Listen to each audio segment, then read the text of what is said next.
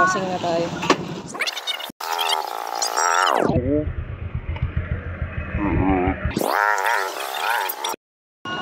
Kuya, magkano po sa ganitong kulit na repolyo? Magdagdag ko lang naman yan. Magkano po kaya? Sorry? 44. 44.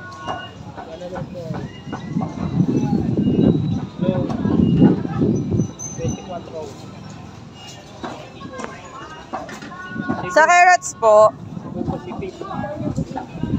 29.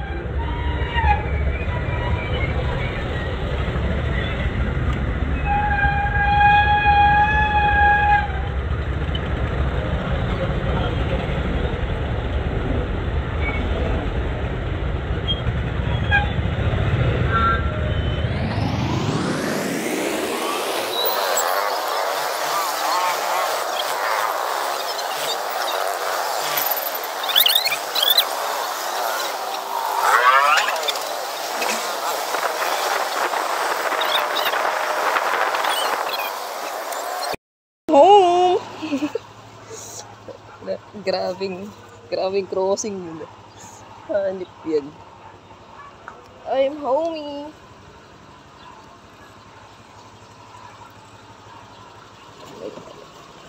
Ha?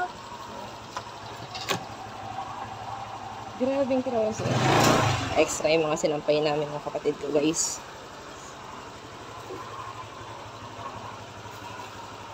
Bahay na. Kasing guys, quail eggs, 50 pesos, 25 pieces.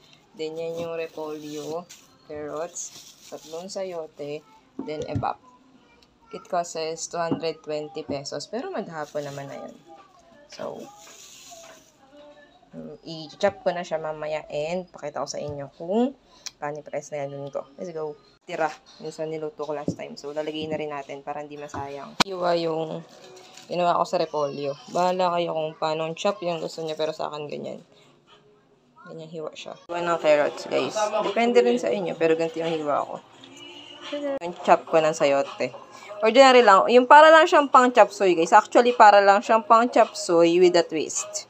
Okay, ito nga lang, ang sahog ko nga lang is yung sayote lang, then carrots, then repolyo. Pero para siyang chop suey na hiwa. Yung sa akin nga lang, may gatas na evap. Bawang and sibuyas, chicken cubes, and Alaska evap. Then, titimpla na lang natin ng asin mamaya. Depende kung maalat na siya or matabang.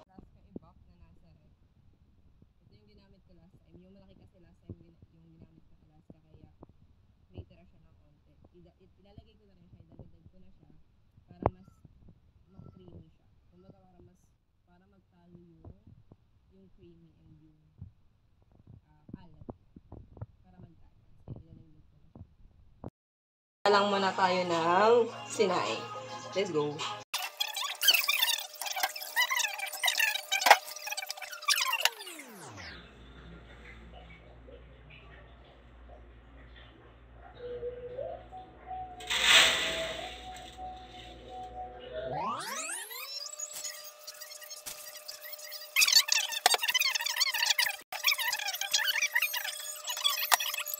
Kailangan bantayan. Thank you, Lord.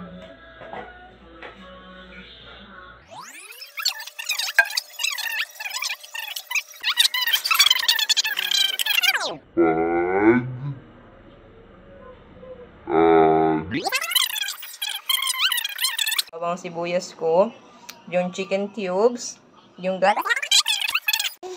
bawang sibuyas, then carrots. Ano yung bawang sibuyas, then carrots. Halu-haluin lang natin siya hanggang sa medyo lumambot yung carrots. Kami kasi mas gusto namin nung bawang, sibuyas, carrots, buhos natin yung sayote. Ganun lang din. Ganun lang natin siyang medyo crunchy ng konti. Sorry, nahulog yung takip ng pinapakuloan ko. Ganun natin siya. Yung repolyo.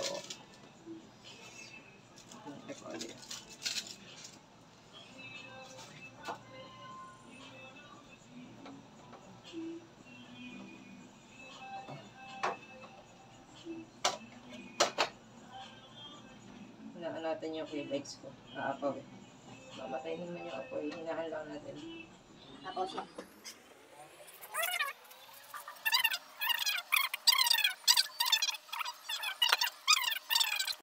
Tatay balon-balunan. Lagyan nyo. Mas masarap. Mas solid.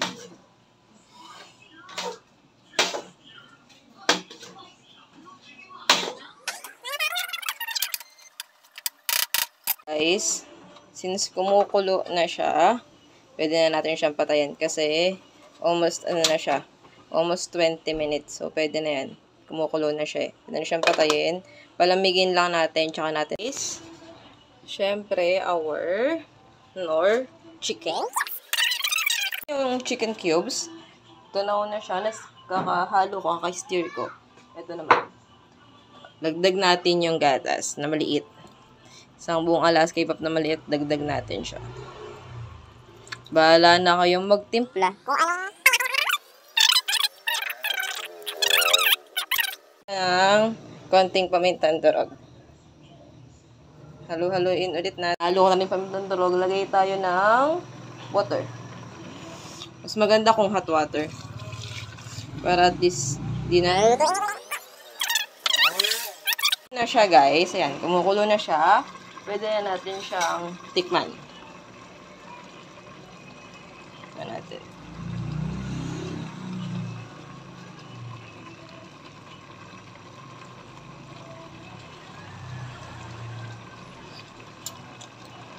So, ang tabang panlasa ko, lagyan natin siya ng asin.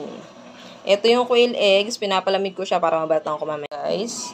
Or yung itlog na pugo. Yan. So, babalatan natin siya mamaya kapag malamig na, mainit pa eh. Ayun, umuusok pa siya.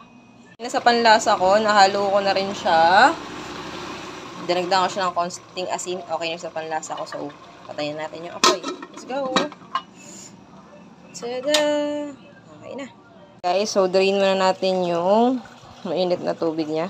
Yung ginamit natin kanina nung nilalaga natin siya. And then, after natin i-drain, lagyan natin siya ng tubig na malamig. Actually, mas okay balatan to kapag may yelo kaso. Okay na yan. Yan guys, nabalatan ko na yung 25 pieces na. Lagyan na natin siya kahit sa ibabaw lang. Okay. Yung magluto, natin. Gulay. Gulay mo na.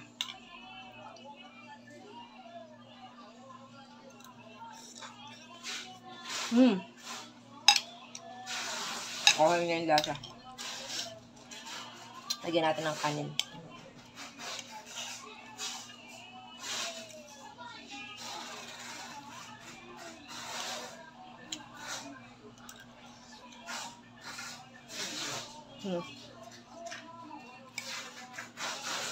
Tugo.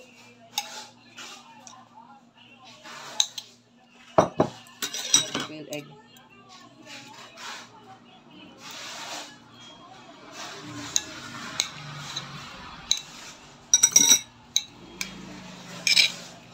Pugo na may gulay na may kanin. Let's go.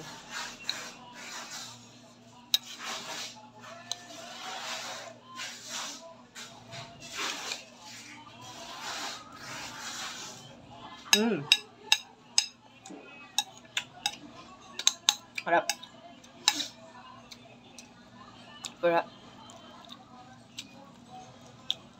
For 220 guys. May ganito na kayong ulam. Mag-apon pa. Try nyo na rin. May own recipe. Let's go! Nakatapos na namin sabihin yung pinsan ko.